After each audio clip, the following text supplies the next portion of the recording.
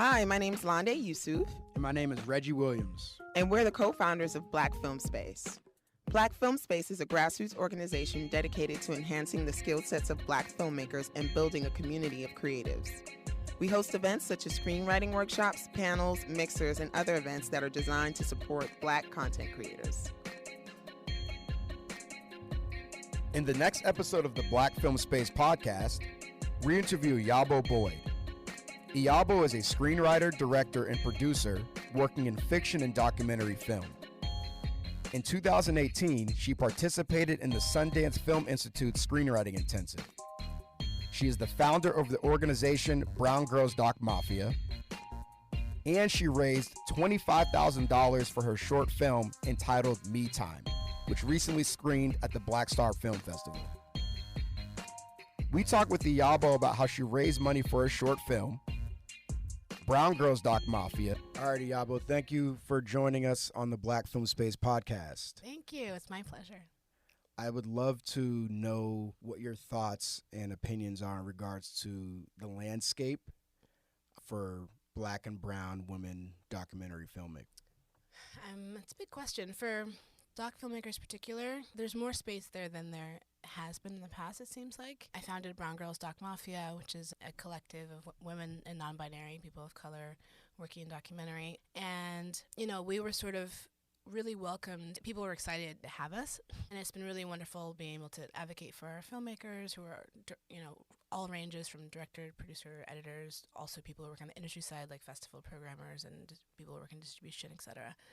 So I think bringing us all together in a space that's both like nurturing for us internally, but also gives the public a place to look, for talent and acknowledge as a thing that exists that felt like it didn't exist before, like felt like you couldn't find people. And also the folks who were out there felt really isolated and tokenized. And so, we sort of seek to check a lot of boxes around both that internal emotional feeling of needing a place of refuge and needing to feel like you have a little bit more support and visibility in the documentary field, but also the field itself feeling, excited to have folks to expand their own sense of what's out there. Because I think the public is coming from their own ignorant spaces about talent of color.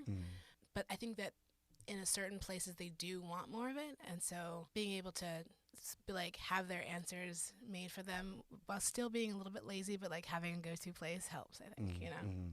So it's always going to be a challenge.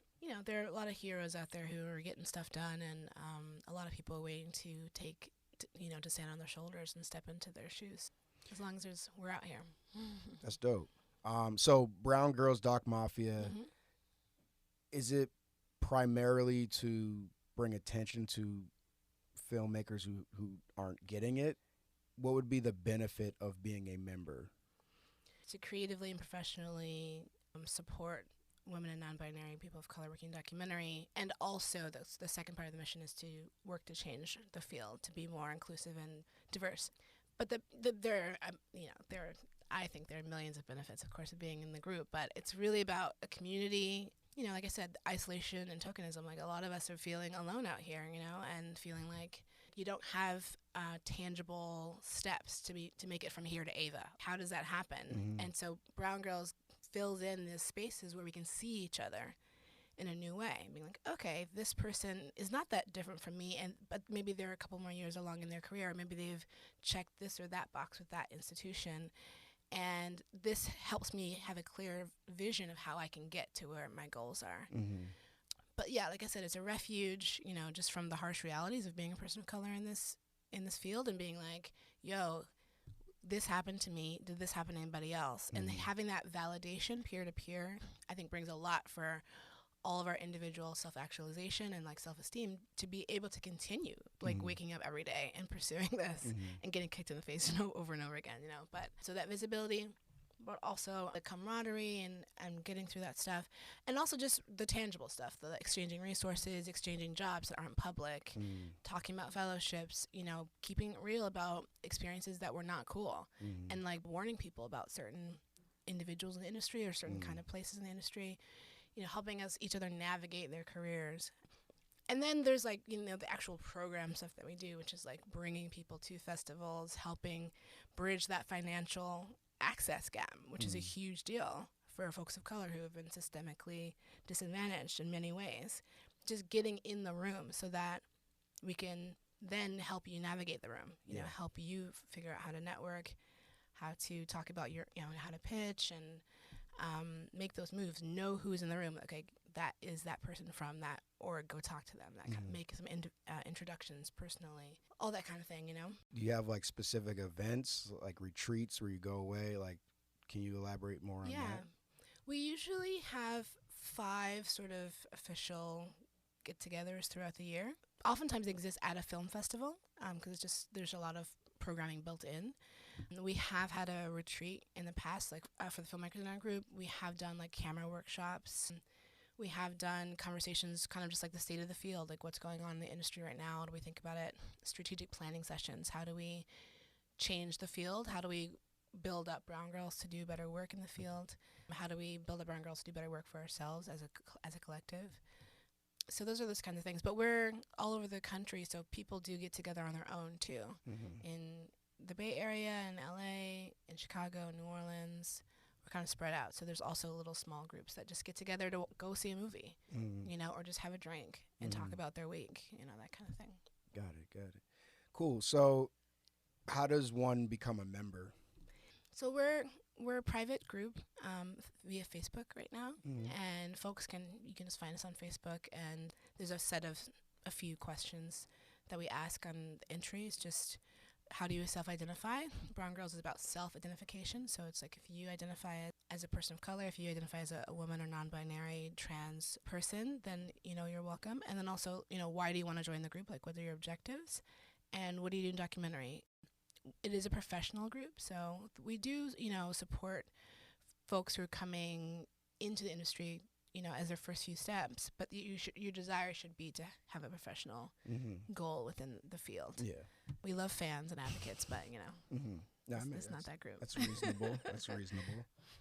So I want to talk more about your career as a producer. You were a producer for the documentary for Akeem. Yeah.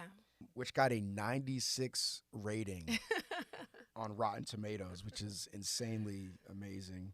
Can you tell our audience, our listeners, what the film is about and what your role was as a producer? Yeah, so the film is about a teenage black girl named Dajae who lives in St. Louis.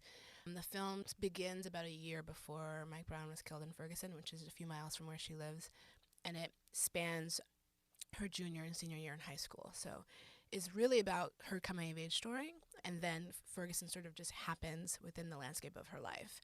And then the film continues on to, you know, at the end of her senior year, but Ferguson is sort of entwined with just a bigger statement about what it is to be a black kid in America right now. Okay. And what was your role on the film? I mean, you were a producer, but more specifically. I was a producer. The directors are Jeremy Levine and Landon Van Soest, and I had an EP on board who was on the ground, and I had another co-producer, Nick Weissman.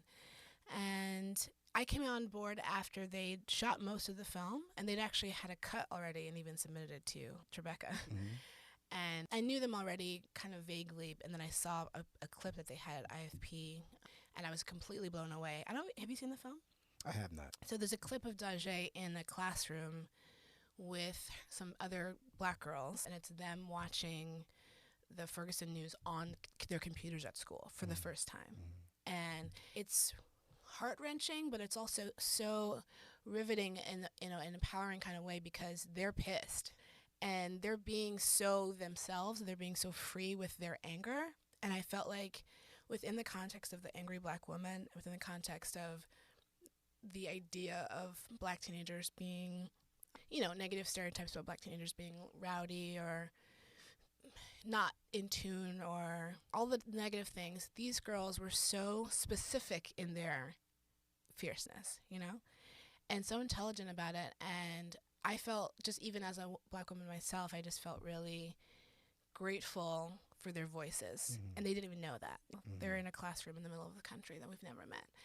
And I was like, how do I get involved in this? And I basically forced myself onto the project. And I just called them, like, you guys need to bring me on immediately. And they did, thankfully. And it just really became a relationship around giving my voice as a Black woman and big picture of what her life could look like on screen. And so we actually pulled the film out of the running of the festival they had submitted to, which was, I know they were like, are you serious? I'm like, yeah, I'm serious. Like, this is not ready. I mean, it was a good film, but it could have been so much better, you know? And I was like, just pull it. So we pulled it out of Tribeca, and we edited for another 8 months. Oh, wow.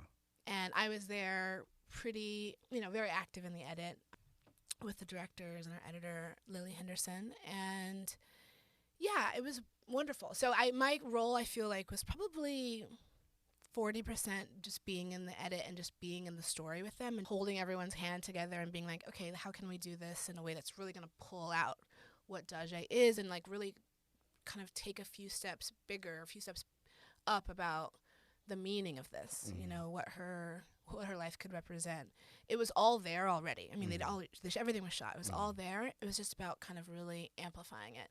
And that work also was plugged into the writing about the film. And so I did a lot of grant writing and fundraising. So sort of using the elements already in the film, infusing that in a written form that really brought it to the fore, and we're able to like raise some money for that. So that was my role in the film. And bringing in partnerships, talking to funders, of course, but other festivals. I had been working in festivals for a long time, so bringing in festivals to really think about the film in a different way and negotiating those relationships, and all in conjunction with my co-producer, Nick Weissman. Once the film was done and the festival stuff was happening, thinking about how do we put it out in the world, choosing the images, like what does a poster look like, how do we best represent Daje, how do we make sure Black women out there know that this is a story for them.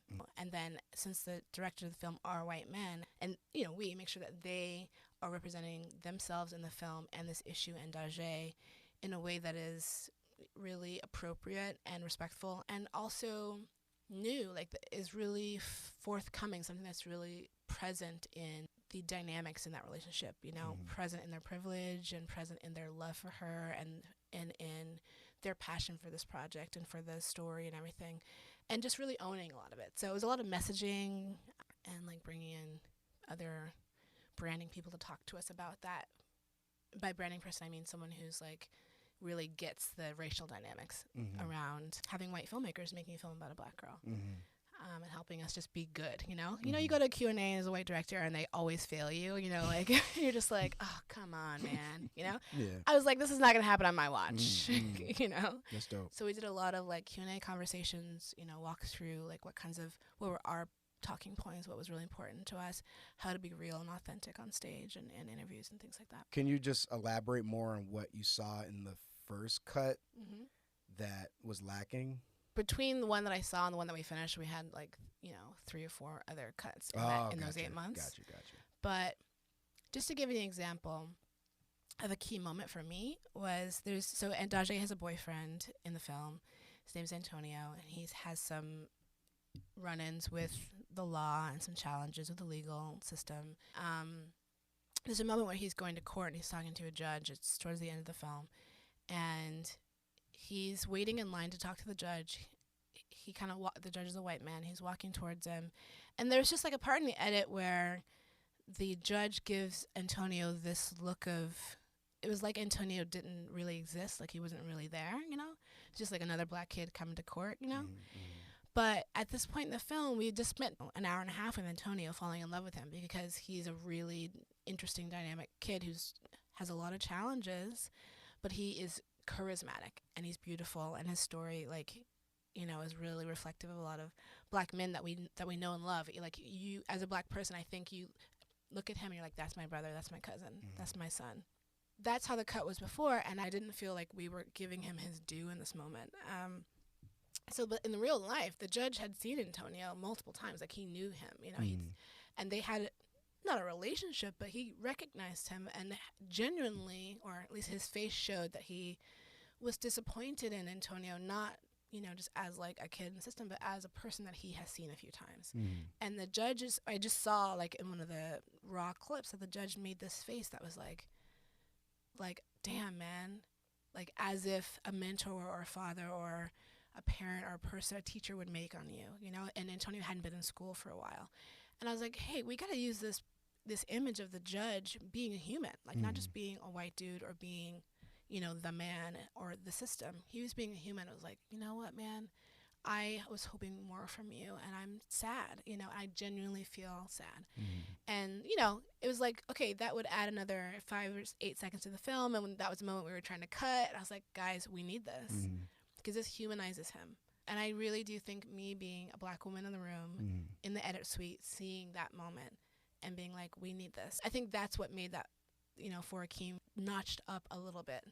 That's one part of it, one part of a big picture of working with other editors and other contributors, you know, all together to really find those moments and pull them out. Yeah. What's something that you learned from producing this film? My first thought is that I want to direct, you know, and I can answer it in a way that's more helpful for other people. But I do think that it is also helpful to hear someone who has worked in a lot of fields supporting other filmmakers and loving that film and loving that process and loving that team, but really that thing in the pit of your stomach that's like, I really wish that I was doing this, or I wish that I was making my own thing. And that just kind of smacked me in the face, you know, and I wasn't able to kind of push it away anymore, and actually shifted away from producing and started focusing on writing and directing. Okay. So I think that's hopefully, you know, helpful for some people to at least maybe like know when that little voice in the back of your head is like really trying to knock on the door and when to listen to it. That's dope. We're definitely going to talk about, Yeah. you know, your endeavors as a screenwriter and director. But I'm just wondering if there's something a little bit more tangible that some of our listeners can hold on to. Yeah, I think one of the pieces that I helped with before Akeem as a producer, a lot of producers' job is raising money. And I think there was a communication breakdown or like wall in the grant writing for that film, and I think it happens with a lot. I mean, I've now consulted on a lot of other people's grants, and I've worked for a funder. I worked for Chicken and Egg Pictures for 4 years, and so filmmakers and funders really speak different languages, you know, and that's something that I started a consulting company a few years ago that's already closed, but it was called Feedback Loop, and it was basically about trying to bridge the gap between funders and filmmakers in that communication grant writing material thing. I think with For Akeem, there was an emotion piece that was missing. They had all the context, they had all the stats, they had great character information, you know, but there was like that thing that makes any person want to drop a tear, you know, that heartstring pulling thing. I think folks sometimes maybe think that's a little cheesy or think it's pushing too hard or something like that, but it's like, you got to remember, funders are people too, and they have emotions and they are driven by their emotions just like we all are. And so if you can really dial in as deep as possible, what is the core, like what is the real meaning of all this, on a human level, and make sure you build your grant around that nugget. For Akeem, I think the nugget for me that I ended up writing about is really connecting the dots between Dajae and Mike Brown, and it's really about the body, and it's kind of like we pulled in some Ta-Nehisi quotes in our grants, but it's about violence to the body, which is obvious, of course, in a Mike Brown situation, but when it came to Dajae and thinking about black women, thinking about the violence of losing our men, you know, the violence of losing your dreams, of the possibility that she might not have graduated from high school. Spoiler alert. But the violence, you know, the beauty of having children, but also the violence of having children too young or too soon, and what that does for you. The violence of just her neighborhood, you know, and the environment that she was coming from. The psychological, the emotional violence, you know. And so that was kind of the nugget that was able to connect us with Ferguson, which was like a lot of people's question mark. Was like, I don't get it. You know, connecting those two things, giving an alignment for Dajae, helped do that. But for just from my experience looking at other grants, it's really about connecting the dots. Like filmmakers just don't get what funders are looking for. Funders don't get what filmmakers are talking about half the time. So it's kind of about just connecting the dots. It's so detailed, it's hard to go into, but if you have a clip that you're showing a funder, make sure you write about the clip in your text. If you have text, but you don't have a clip yet, be careful about talking about stuff that's not on the clip, or at least make sure you unpack it and take a step back. Like writers often just jump in and are like, so this is Frankie, whatever. You just kind of start going down a road and it's like, okay, back up for a second. I need some context. Like, people need to be warmed up, you know? So just thinking about the little circle, it's like concentric circles, thinking about the nugget and then the bigger circles outside of it, the 2 and 3 bigger circles outside of it. So you were invited to the Sundance Creative Producers Fellow. Yeah. Can you explain to us what that is and what your experience was like there? Yeah. You could look at their website to see how they explain it, but for us, it's really group therapy. Okay. It's like creative group therapy. Okay. And it's incredible. Anyone who's a producer should definitely apply. The Sundance team is the best in the world and just so emotionally connected to the projects that they bring in and the people, more in the people they bring in this particular fellowship. It was really about developing us as people. There's 5 of us my year, developing us as people and connecting that then to a career and producing and then a project that you're working on. But it's like, we would get in these meetings that I would think is going to be about budgeting or about, you know, interpersonal relationships or about navigating, you know, a conversation with this particular funder or whatever. And the first thing is I would starting to talk about that, and my mentor, depending on the day, would say, stop. How are you? I'm fine. So the budget, they're like, no. How are you? How's it going? Like, let's real talk. And then you're just like, oh my God, it's so hard. And you just start crying. Wow, you're really crying. Oh, yeah. Oh, shit. 5 days of crying, straight up. Wow. Full crying. And it was great, you know. It was really, and you're like on a mountain and there's like, you know, it's beautiful. It's very inspiring. That's dope. That's dope. And how do you feel like that helped you in regards to being a filmmaker? I think, again, it really helps you assert who you are and what you want. For the most part, you kind of know what you're doing. And their job, or what this seems to me like their objective is to make sure that you feel supported, that you have a team, that people believe in you. That whole week was like, I see you, I've got you, and you're going to be fucking great. Excuse my French. That's what it's all about. And then you just have to be like, it's like a self-esteem thing. Then you're just like, okay, great, I can do this. Yeah, I mean, once you have your confidence, I mean, it's, you know. Yeah, and then the group that we're in there with are these, you know, they became my sisters, and it's just kind of like helping each other, giving resources, being like, hey, I can't figure this out, or hey, do you know somebody? Then it's just like a friendship of support, professional support. So you also participated in the Sundance's 2019 Talent Forum. Yeah. In the Film Institute Screenwriting Intensive. Yeah. For your script, Kayla and Eddie in Francais. Is that correct? En Francais. Yeah. So what was your experience like in that? What did you learn? There's 2 parts. The first one was the writing intensive. That was 3 or 2.5 days, 3 days in LA with a different side of Sundance. So the first fellowship was with the documentary side, and they have a whole fiction department. They're different people. So that was incredible too. It was like 12 writers. It was really an actual writing intensive. You know, we didn't even workshop our scripts as they were that much. More, it was like prompting us to think about writing as a practice. There was this really incredible woman. I feel so terrible, I'm forgetting her name, but I can look it up. She's incredible. She's like this wise grandmother who knows everything, and is just like old punk rock grandma who just like wants you to, she's like punching you in the face with knowledge, you know? And, you know, you just these prompts of like, write down 5 times when you felt insecure. And everyone in the room would do that, and then we would go around the room and read those things, and then maybe, you know, after that sunk in, after you've done that like 7 times with other questions, she'd say, okay, take your answer to 1A, 3B, and 4C, and write a story in the next 5 minutes. And then you're going to read it out loud. Wow. And so that's all. And so it's just like it was about connecting to yourself intimately, emotionally, using the tools that are in front of you and the prompts that are in front of you, and going and being and cultivating your own fearlessness. And I think that's super valuable. I've never been in a writer's room like for a TV show or anything like that, but I'm guessing that kind of work is what is demanded on a daily basis if you're on SNL. Like, you know, it's all about just like producing. But the producing isn't coming out of nowhere. It's coming from somewhere, you know, and so it's about figuring out how to dive into the pieces of your own world and make something out of them. So that was really incredible. Yeah, it sounds like a really good time. How does one get into these Sundance programs? Was it as simple as applying for it? Did you already have relationships built in that helped you get in, or what advice can you give?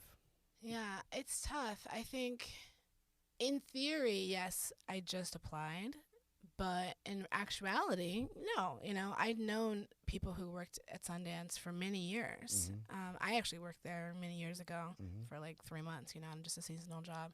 I didn't meet anybody who I know now in that job, but that kind of just like working there or volunteering there and going to events like that gives you a sense of like, okay, these are real people and it's not that scary. And then in funding with Chicken and Egg at Tribeca Film Institute, in like program-based organizations, I just had tangential relationships with Sundance folks. If they I brought them in to work with our filmmakers at Chicken and Egg, and I'm trying to think the root of it, but it's all based in kind of A, doing your own thing, doing it well, and people seeing that you're doing it. B, putting yourself out there and putting yourself out there in a good way in terms of like asking for support, like applying for the thing, not being too scared to apply to the thing, because a lot of people get that in your head, it's like just apply to the thing. Apply to the thing, see the sort of network and friendship building stuff of like going to events, knowing what someone looks like, making sure they know what you look like, building any kind of relationship at all. For years, this is a good story. There's a Sundance programmer named Basil Tosiokos, who I just like lightly stalked for like 3 years, and I knew that he worked at Sundance, and I knew that he was cool, and he was really good friends with this Black woman director named Angela Tucker, who lives in New Orleans, and they were always at like every industry party hanging out with each other, and they didn't care about networking. They weren't trying to like schmooze. They were just like hanging out with each other, and I was like, those are the cool kids, And I just would go up to them and I'd be like, hey, Basil, I saw you on the panel yesterday. That was really cool. This part was, I wasn't an idiot. I'd be like, oh, I really appreciate what you said about blah, blah, blah. And I'd be like, oh, by the way, your ties, I love your tie or something, And he's like, yeah, cool. And then I would like, cool, bye, and just walk away. I did that for like 3 years at every single event that I saw them at. I'm like, hey, Angela, blah, blah, blah. Cool, bye, And then 3 years later, I'm walking in a lobby somewhere, and I hear someone go, Iyabo! And I turn around, and it's Basil. And he's like, hey, how's it going? And I'm like, oh, shit. We're friends now. Yeah. And, I wasn't trying to get anything out of him, and I still don't, use him for things like that. But if I wanted to, I have been able to be like, hey, can you look at this? Or, hey, I applied. Or, hey, that kind of stuff. Yeah. And it comes from a genuine place. It is the who you know junk. But luckily, again, this is a POC based, or, a Black community, Black film space, they want to know you guys, They really want to know Black folks. Because these programs are every year, and you got to have at least one. Got to have at least one Black person in each program every year. So they need more and more. Half joking, but it's legit, So the moral of the story is to stalk people. All right. As long as it's light stalking. Light stalking. I guess it's Put yourself fine. out there, meet people, and I think it's you kind of have to do your own thing, but don't be afraid of promoting it, basically, and know who you're promoting it to. So, what is Me Time about? Me Time is a short sex comedy about self-care and masturbation. It stars a wonderful actress named Adana K. Thomas. She plays a character named Deborah, who is sort of coming home after a stressful day at work and is thinking about how to decompress, when 3 other parts of her inner psyche appear in her room and have a conversation with her about self-care and self-love and how to spend that time and basically, get it on solo in a certain sense. There's a soulful version of herself called Soulful Deb, who wants her to really reconnect and work through what we discover is some trauma that Deborah is having a blockage around. There's sort of Scaredy Deb, who's kind of like a Steve Urkel type, who just wants to watch Gilmore Girls and eat oatmeal and hang out and pretend like masturbation is not a thing. And then there's Sexy Deb, who wants her to, like, you know, throw her heels back on and head out to the club and, you know, find somebody, but isn't really connecting to the roots of, like, you know, why she feels like she needs to go out and do that. So it's kind of like a sisterhood of of voices inside your head talking you through this stuff, but it's this joyful and introspective. Yeah, it's a dope concept. Yeah, Thanks. I love the film. What was the process like in casting and directing in regards to, you know, it being a movie about masturbation? Like, you know, what was your thought process like, and what was the actual process like? You know, it was honestly not very different from casting in any film. You know, I was very upfront with that it's a film about masturbation. I didn't actually reference that much, like, in the casting materials, like how much you would see. I didn't say, like, I think I did. I might have said there's no nudity or something like that. But, you know, it goes to show how many actresses are just trying to get work out there. They didn't care. You know, nobody asked or anything, really. And, yeah, it's like, you know, you had the sides. Actually, I found people through all these different Facebook groups, you know, like Black Film Space and other POC actor groups and some of the normal places in the industry, and then asked folks to put themselves on tape and, you know, reviewed maybe 20 auditions on tape, and then called in like 6 or 7 people who were really special, I thought, and did some live auditions with different set of, what's the word, sides, yeah, sorry. And yeah, and I asked them to talk to me about kind of like which Deb they identified with, you know, tell a story about their own sexuality that just wasn't even, you know, didn't have to do with a monologue or anything. So just to see how loose somebody could be on camera and how personal they can, because even though the Deborahs are really all me, I needed somebody who could bring in a lot of their own personal feelings into it. Why is that? Because it's them, ultimately. It's going to be them on screen, you know, in front of the camera. And with the shoot, you know, it did end up being like, you know, we shot it all in one room, but the other room was, you know, the video monitor to watch what was going on. And behind the monitor is me and like 30 other people on the crew. What, 30 people? Yeah. Wow. I mean, yeah. Between 20 and 30 people. Is that a lot? It's a lot of people. Yeah. And she's in the room, you know, with her, she had some other ladies helping her with running the lines and being stand-ins, but she's like in her underwear talking about masturbation, you know, and so she had to, you know, the person had to be really comfortable with themselves and be professional, honestly, to be like a professional actor who just felt really like, yeah, I can do this, no problem, you know. So, and I'm just really happy to have found Dana Kay in that process. She's incredible. Yeah, she was great in that. She's really, really good. So you raised $25,000 on Kickstarter. That's amazing. Thanks. What was your strategy prior to launching your campaign? Like, did you have multiple people supporting you? Like, how far in advance did you begin to strategize? I used to work for Kickstarter, so I have lots of... You know all the ins and outs? I know the ins and outs. And I've also done... This was my 4th Kickstarter, I think. I mean, I've done 3 for myself and 1 for someone else, and then I also worked at Kickstarter. So I just understand the tool really well. But I think it was really, for the success of Me Time work on the Kickstarter, I think is about, 1, choosing the amount.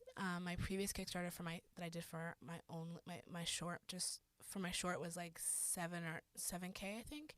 And that was like, you know, 4 years ago, and it was kind of like a test run of like, what kind of support do I have in my community? Yeah. And I think because I had been more public about my shift away from documentary into fiction and writing, directing, I just felt the love. I knew / took a chance that there would be an amplification of support. And I was like, screw it, I'm just going to go for it, you know? So choosing the amount, which also, just for folks who are thinking about how to do that, my practical advice is make a list of literally every person you've ever met in your entire life, everyone that you know, put them in a category. So it's like friends, like family members that you see regularly, family members that you never see, people you literally only know on Facebook, people from high school that you haven't seen in 20 years, you know, your coworkers, put them in categories and guesstimate what you think they would give. So coworkers might give like $15 or $20 each person, family members you talk to every day, who owe you something. Maybe they'll give you $100, that kind of thing. Guesstimate literally each person or each category of people and then add it up and say, okay, that's 12 grand. Great, but I'm trying to raise 20. So I think it's about being practical. So it's 12 grand, and then you can add like 10% because Kickstarter is really about pressure. And that extra 10% will come in, but be realistic. Say, okay, if you don't have the kinds of tools like a tastemaker to amplify something for you, if you don't know if you can get press to amplify it for you, if your film like doesn't have a community, in terms of like me time, there's a huge community of like Black women, sex enthusiasts and like self-care, that kind of thing, like being able to find folks online in theory is possible, then you can like find ways to ratchet that up. So, a safe person might say, okay, I'll make the goal 15,000. A person who wants to take more risk and who has more time to plan and build that audience might go for 20, but you need like 6 months to build that audience before you do the Kickstarter. I just know, so choosing the amount, and kind of just the chemistry of knowing it was the moment for me, It was a do or die moment, go big or go home. Yeah. Did you have a team of people helping you with this? My producers were involved, but it really was mostly me, to be honest. But most of the backers came from you. Oh yeah. Wow. For sure. That's amazing. You have 563 backers. Yeah. I probably know at least, there's probably like 20 people that I don't know. Okay. In that group, yeah. Wow. That's dope. Yeah, and I got an article in Shondaland right at the end. I think that helped a lot. Okay. People want to see you succeed, and even though your friends and family care about you, and they're like, oh, they're doing great.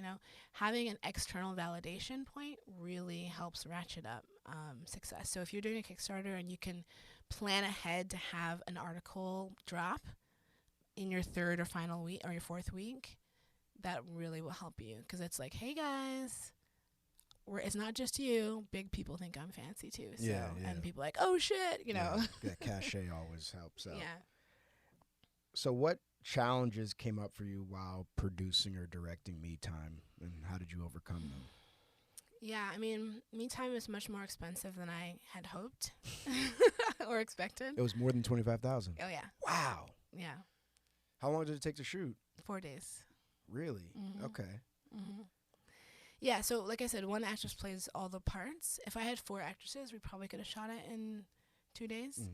But because she had to go in and out of makeup, which takes a half an hour each time, with the crew can't do anything at this point because we're doing special effects, so the camera's locked off. So nothing can happen. So there were just like huge chunks of the day were just dead time besides her changing, And so it took 4 days. And yeah, money came out of my pocket. I really value this film, and I think it's beautiful, and I think I know it's worthwhile. I feel good about the money, as good as I can feel about it, having spent it. But the premiere of the festival at Cinekink, there's another film that clearly had been shot in like 4 hours and probably cost, I hope it cost less than $1,000. And it was gorgeous, It was heartwarming and beautiful and like sentimental and like really knocked it out of the park. And at first I was like, God damn it, like these people did the exact opposite of what I did, and they are so successful, like the film really works. So it takes all kinds, it's a learning lesson. That was a learning lesson about money, how you spend money.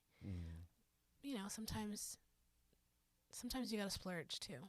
And I think for me, transitioning into directing, I really needed Me Time to be a calling card for me, and to be it in a big way, to look expensive on a certain level too, so that I can raise money for my feature, and say, okay, this, the short costs between 35 and 40 grand. And so, people who are making features are obviously spending a lot more money than that. It'll hopefully give people a sense that I could handle a bigger budget film. Okay. And what about directing? Were there any challenges like on set with the actor or with crew members, like anything like that? One thing that was that I'm still wrapping my head around that folks may understand is, even though my actress and I did a lot of prep, a lot of the moments are on the day. You know, when you're making film, like, it's in the take. Yeah. And, like, my head has always thought that, like, you know, I'm giving direction in between takes and, like, coming up to her and whispering, like, okay, think about it like this, you know, doing the directing. And that stuff I love, you know? And I was, like, in heaven. And it was really kind of strange because you have to remember that there are 30 people standing behind you waiting for you to move on, because they're like, this is semi-boring for us because we're just holding this thing and waiting for you to, like, you're having a magical moment, but I'm just holding the clapper, you know. And B, their time is a ticking, you know, and you got a lot more shots to do. And so I thought, like, oh, if I'm doing, like, 3 or 4 takes, what's the big deal?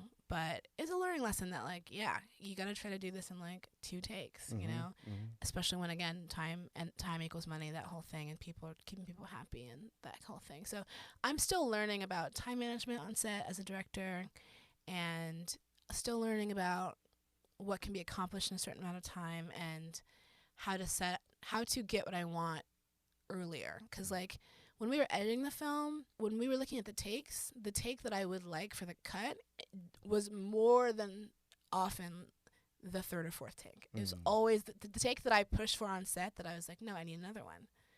The 3rd or 4th take that everyone's like, oh my God, we need to move on. That was always the take in the edit, every time. And so I respect and, like, honor myself in that moment of, like, knowing what's gonna work. But I now need to learn how to make that 3rd take the 1st take, so that the 3rd and 4th take are now the 1st and 2nd. Yeah, you know, just to make things better. Yeah, because in TV they have, like, it's 2 takes, if I'm not mistaken, if you're directing. So what's next for you? The next year? Yeah. Me Time is hopefully gonna find a distribution partner online in the early fall. I'm hoping to find a great partner who is interested in Black women, interested in the conversations around sexuality and self-actualization, and, you know, hopefully bring some attention to the film in that way. And just the goal of it is just to build an audience, just bring people towards the work that I'm doing, and hope to carry them on to the next project. So the next project on the bigger level is a feature screenplay that I was working at Sundance Labs on. It's called Kayla and Eddie en Français. It's about a estranged Black father and daughter who reconnect on a trip to Paris, and it's based on my real story with me and my dad. My dad is a recovering addict of 31 years now. The film takes place in a time in my life when I was in my early 20s, where I still had a lot of resentment against my dad, and just, like, you know, being a child of an addict and trying to reconcile that history with the history of that, and that kind of the rockiness of growing up, with the reality of my present day, which was, like, being in an office with, like, a bunch of white people, like, being the token Black person at my work, who in theory had no idea where I came from, and, like, just trying to juggle, like, being a person in the world, and him kind of colliding with me. And it's true that my dad just kind of started, something clicked for him, that he started reaching back out to me and started consciously and intentionally reinserting himself in my life. And that was kind of like, that was the moment where I had to figure out, I had to just accept it or not, you know, or figure out what are the qualities of the things that are keeping me from opening up and examining that. And that's what the film is about. So Kayla is a character who's just going through this process of figuring out why she is having a hard time opening back up to her dad, and the dad, Eddie, who's just really trying to force his way in a loving way. And all of this just happens while she's on a work trip to Paris. And so Paris itself, they fall into this, like, French African underground scene, like, kind of hipsters and artists, and it just, that setting becomes a really great opportunity for them to see themselves in a different way and reconnect in a different way. Dope. That's a beautiful concept. Thank you. Yeah, best of luck with all your endeavors. Thank you so much. So where can people find you and Brown Girls Doc Mafia online? Yeah, so I'm on Instagram at Cohearts. It's COHEARTS. Cohearts. Twitter, Iyabo_Iyabo. I have a website, iyaboboyd.com. And then, and Me Time is at Me Time Film on Instagram. Brown Girls is on Facebook. Just put in Brown Girls Doc Mafia, like documentary mafia.